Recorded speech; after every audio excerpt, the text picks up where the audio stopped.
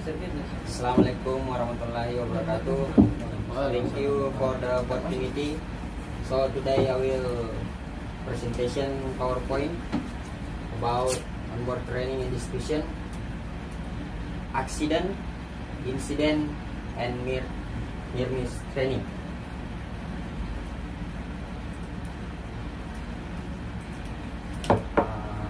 Pada hari ini ada 3 poin yang akan saya share ke kawan-kawan sekalian. Yang pertama, understanding crew about accident, incident, and near miss. Jadi di sini kru dapat memahami tentang accident, apa itu insiden, dan apa itu near miss. Poin kedua, take action according to their role when an accident, incident, and near miss. Aksi apa atau apa yang kita lakukan sesuai dengan role kita atau peran kita pada saat terjadi accident, incident, and near miss.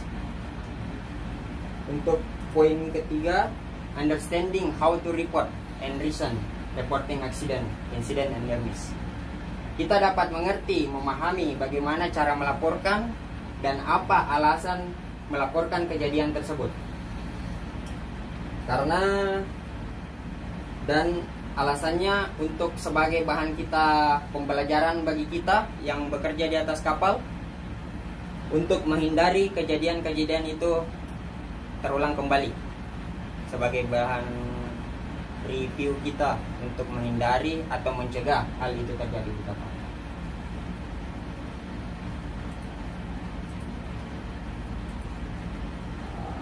Pada hari ini saya akan menerangkan terkait gambar yang saya masukkan. Di gambar yang pertama, unsafe condition, kondisi tidak aman. Kita lihat ada GA, Aileen, dia punya tali udah teruk atau broken.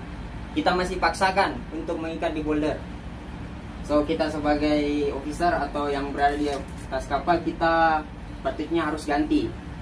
Apa kita potong, seperti tadi Cipawan bilang, kita potong, ganti yang baru, kita sambung lagi buat mempercantik dia, atau kita boleh ganti yang baru kalau sudah lama sekali talinya. Nah, yang ini unsafe action, aksinya kita pada saat itu, kita sudah tahu tali ini sudah rapuh, udah teruk, udah broken, udah jelek, dia bad, tapi mooring geng ini masih berdiri di sini. Dia tidak safe. Dia tidak ada di area safe zone-nya. Area safe zone dari tali itu kalau dia slap atau dia putus, kan ada safe zone. Dia punya, kalau putus hentakannya itu tidak mengenai kita. Sepatutnya kita berdiri di situ, jangan terlalu dekat di sini. Kita perhatikan hentakannya atau areanya, area safe zone-nya. Yang gambar ketiga, near miss. Near miss ini kalau dia suatu kejadian itu hampir mengenai kita, near miss. Kejadian itu kalau mengenai kita fatal, kalau tidak mengenai itu near miss, accident. Yang pertama saya akan jelaskan insiden. Insiden berarti every case atau setiap kejadian selain kecelakaan yang terkait dengan pengoperasian kapal yang dapat mempengaruhi pengoperasian kapal atau menyebabkan kerugian properti, itu insiden. Untuk aksiden, hasil dari rantaian kejadian tergabung mengarah pada potensi hilangnya nyawa. Semacam pada contoh ini, kakinya ya kena tali, bisa juga saya kena tali, terlalu banyak case lah, dia berdiri dekat tali itu, ataupun pada saat kapal nih unberthing kan, posisi 69, terus EB-nya pada saat ini dia di dalam bukan di luar lah, ya, itu sepatutnya kalau kita melihat, arahkan dia di luar tali untuk menyusun towing-nya itu. Mungkin ada juga yang mau berbagi lagi masalah aksiden, hilangnya nyawa, harta benda, cedera manusia, kerusakan dan lingkungan, itu aksiden. Kalau near miss, dia kondisi mengakibatkan kerugian hampir terjadi atau nyaris, seperti pada contoh yang Saya bisa lanjut slide atau ada soalan? Atau ada contoh lagi aksiden atau near miss yang pernah dialami lah, kita sharing-sharing supaya untuk mencegah lagi. Saya lanjut? Oke, boleh lanjut.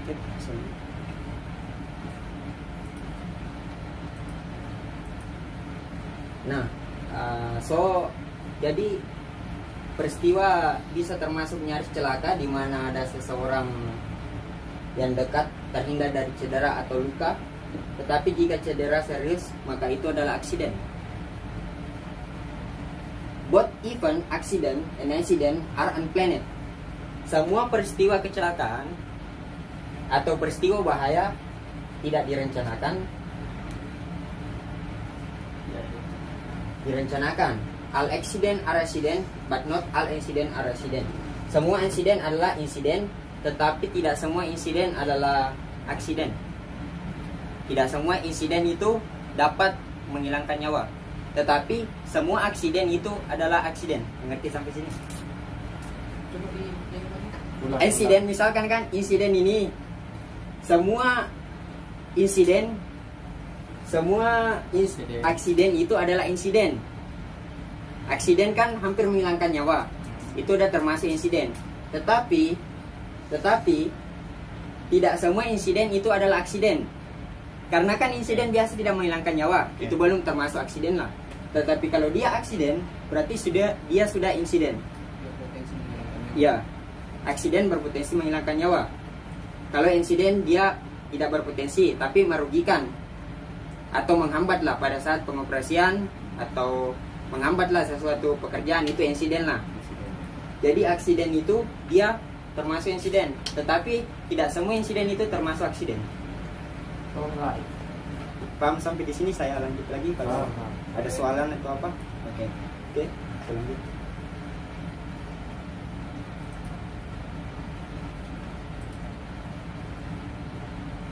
Nah, sebelum saya masuk ini, mengapa ada ISM Code?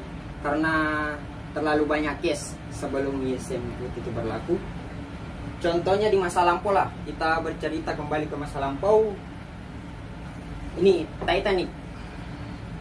Dulu itu Titanic dirancang sama instruktur yang hebat lah pada saat itu, waktu itu.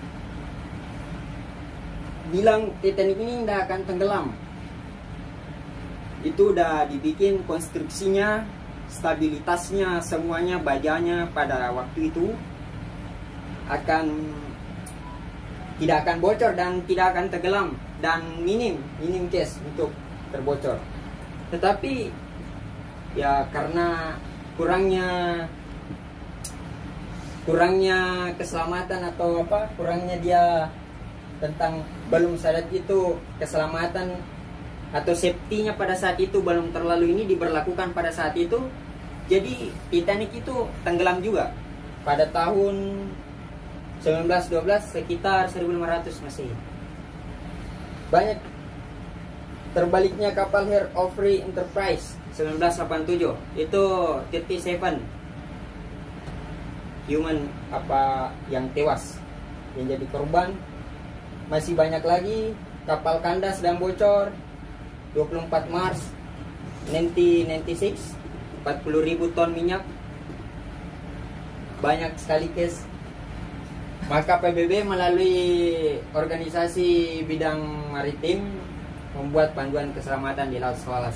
Nah, makanya itulah tercipta, dikeluarkan ISM Code. Manajemen pengoperasian resolusi. Element number 2 ISM Code about company must state and writing policy regarding safety and environmental protection. Unsur nomor 2 tentang perusahaan harus menyatakan dan menuliskan kebijakan mengenai keselamatan dan perlindungan lingkungan hidup. Perusahaan harus menerapkan ISM Code unsur nomor 2 dan perlindungan lingkungan hidup. Unsur nomor 9, laporan dan analisis mengenai penyimpangan dan ketidaksesuaian, kecelakaan dan insiden sistem dapat diperbaiki. Elemen nomor 9, SM code about report and analysis non-conformity, accident and incident analysis and the repair system can be improved. Bisa diperbaiki. Ruang lingkungan ini mencakup pemberitahuan, investigasi, dan pelaporan insiden termasuk potensi tinggi nyaris celaka yang mengakibatkan atau berpotensi mengakibatkan cedera, kematian, kayak tadi kerusakan lingkungan, environmental yang kerusakan properti dan kerusakan reputasi. Saya lanjut lagi. Apabila kita mendapat kejadian AIN atau accident incident near miss, kejadian berbahaya yang ada kita temui di kapal, pertama kita lakukan harus melapor ke master segera. Melapor ke master, tindakan yang akan dilakukan segera terjadi kecelakaan dan informasi nyaris celaka ke departemen ICQ dan pihak lain yang sesuai. Vessel must follow ECP Section 5 Communication Procedure. Kapal harus mengikuti ECP. ECP bagian 5 untuk prosedur komunikasi. Mengikuti itu advice without delay, telepon and written for backup. Bisa melalui telepon atau bisa melalui tulisan. Nanti saya jelaskan lagi form apa yang ada. Kalau saya masih ingat tadi 58A dan 58B. Bravo. Itu formnya. Nanti saya jelaskan di slide berikutnya. Forward to management office immediately. Segera forward atau teruskan ke office immediately within 24 or its occurrence. 24 jam setelah laporkan, setelah kejadian. Laporan awal harus fokus pada rekomendasi atau tindakan segeranya. Oke. Ada soalan? Ada, Cik. Ya. Tadi ada itu sebut laporan ke HSEQ. Ya. HSEQ Itu mungkin siapa di Azimut HSEQ? Kapten Kamaru. HSEQ. Kalau saya mungkin kalau melapor cekan, lapor ke master.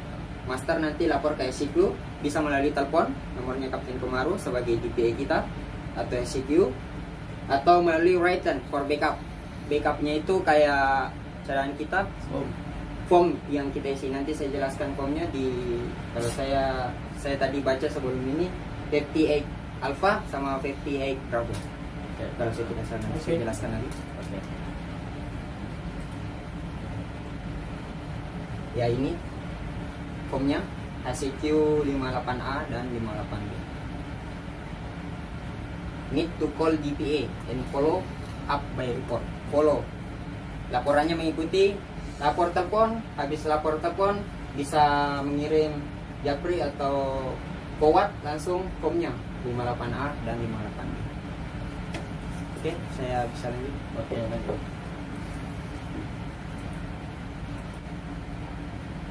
Planningnya, insiden itu terjadi, klasifikasinya apa, terus mengisi form planningnya. Di sini investigasinya, ya, interview, wawancara, siapa yang ada pada saat kejadian itu, saksi-saksinya apa. Nah, kita ini sebagai pelot juga kita investigasi sebagai polisi juga bisa juga, karena kita interview, wawancara, menulis case-nya gimana, kejadian urutannya bagaimana, harus ditulis sesuai dengan kejadian itu. Terus analisinya, pendingnya di, terus dia ke sini, prepare pending investigation. Kalau sudah disubmit final report, rekomendasinya apa, ini diteruskan atau dimonitor, dan pelajaran apa yang bisa diambil. Nanti saya bagi lagi. Master atau wakil dari ACQ, representatif di kapal atau perwakilan ACQ melapor aksiden ini atau insiden ini yang terjadi atas kapal. Walim 1 atau Chief Officer menginvestigasi setiap kejadian dan aspek terhadap Master. ACQ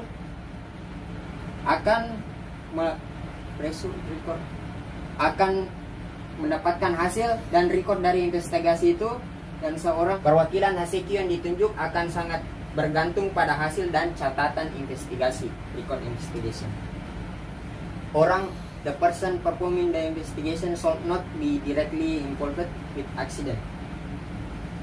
Orang yang melakukan penyelidikan tidak boleh terlibat langsung dengan insiden. Orang yang melakukan penyelidikan. Jika insiden berada di kategori major atau besar, maka perwakilan dari kantor SM akan dikirim ke kapal untuk menyelidiki. Kalau major, besar, perwakilan dari kantor office ACQ harus dikirim ke kapal menyelidiki. Setiap saat keselamatan dan kesejahteraan awak kapal harus diberikan prioritas tinggi.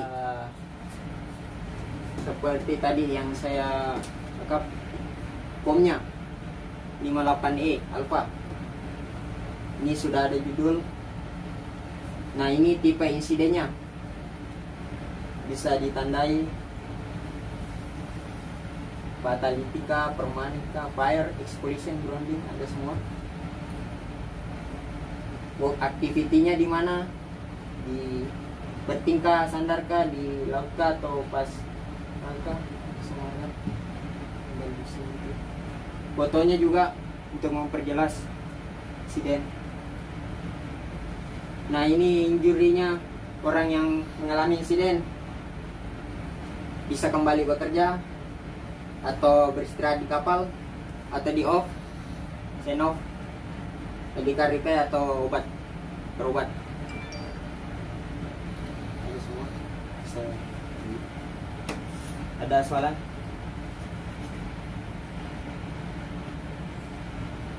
Tips sana. Ada.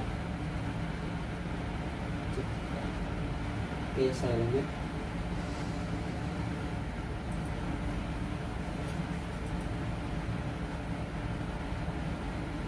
Nah, ini lanjutan dari tadi. Fitness kronologinya bisa dicatat di sini. Detailnya what 5W1H. Oke. 5W1H. What, when, where, why, who, dan how. Immediately action taken. Action apa yang diambil segera. Terus notifikasinya to authority, endorsement, siapa yang membuat dan siapa yang memverifikasi.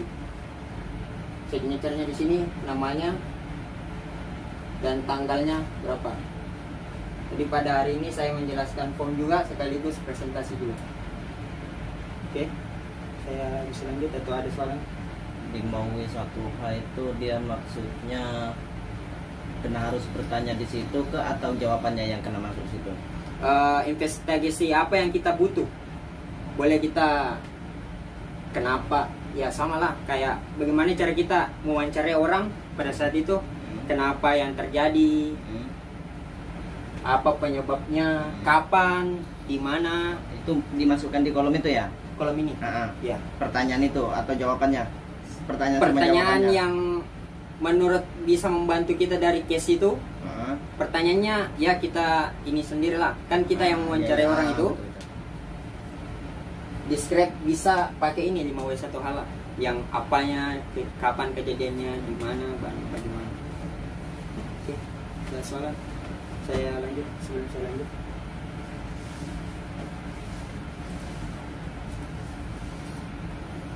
Nice.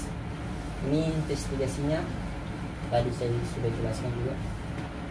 Fact finding, site inspection, interview, evidence review. Inspeksinya, inspeksi dulu kejadian itu, terus interview, wawancara mengenai saksi-saksi pada saat yang melihat itu. Evidence apa lagi? Terlibat. Ya, yang terlibat. Establish plan of event, dan ini analisisnya di sini. Analisis terakhir kalau sudah semua. Dalam melakukan penyelidikan, tim harus mengumpulkan sebanyak mungkin fakta dan bukti. Kumpulkan sebanyak mungkin fakta, bukti terkait insiden itu, kejadian peristiwa itu. Fact pendingnya inspeksi lokasi. Fact pending itu inspeksi lokasi, wawancara, sama peninjauan bukti. Ketika saksi memberikan keterangannya, kita juga harus tinjau buktinya gimana. Mungkin kadang biasa saksi kan tidak sesuai dengan bukti yang atau keterangan yang dia berikan, kita harus tinjau kembali, memastikan kembali. Stability, menetapkan urutan kejadian. Ini kita tetapkan urutan kejadiannya dari sebelum peristiwa itu terjadi dan berurut sesuai case sampai peristiwa itu terjadi dan tindakan yang kita ambil. Analisisnya dari yang dua kita sudah lakukan ini. Nah, yang di ketiga itu analisis penyebabnya, penyebab langsungnya, penyebab yang mendasarinya, dan akar penyebabnya. Penyebab langsungnya, penyebab yang mendasari, terus kemudian akarnya, kenapa peristiwa itu terjadi, root cause. Ini penyebab langsungnya, penyebab yang mendasarinya, dan akarnya, apa yang menyebabkan itu terjadi. Setelah tim investigasi selesai melakukan tugasnya, kita akan lanjut ke tahap selanjutnya.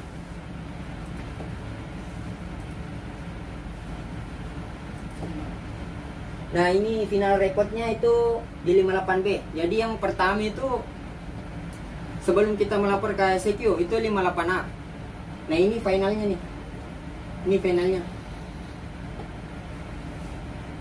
Final report immediately and up to 14 day after. 14 setelah kejadian itu terjadi. Finalnya. Final reportnya dari insiden yang kita ini. Ada investigasi timnya, namanya di sini bisa. Titernya masukkan juga, kasusnya, analisisnya di mana, basic, immediate, what went wrong, loss, fotonya, foto ada, sketsa ada, medical initial reportnya, circular.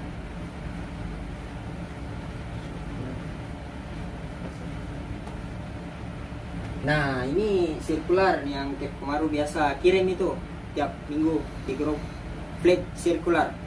Nah, itu bisa.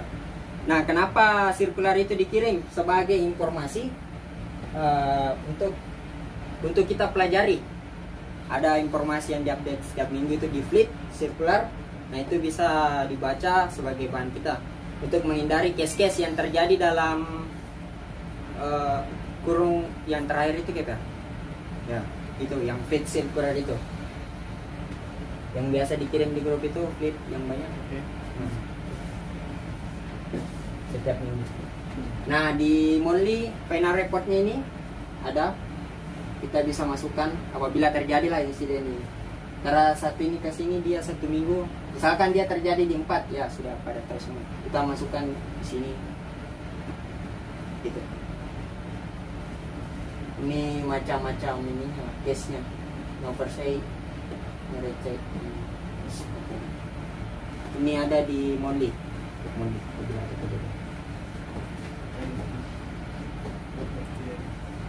Oke, cukup sekian dari saya. Safety doesn't happen by accident. Keselamatan tidak terjadi karena kebetulan, jadi kita harus betul-betul menjaganya.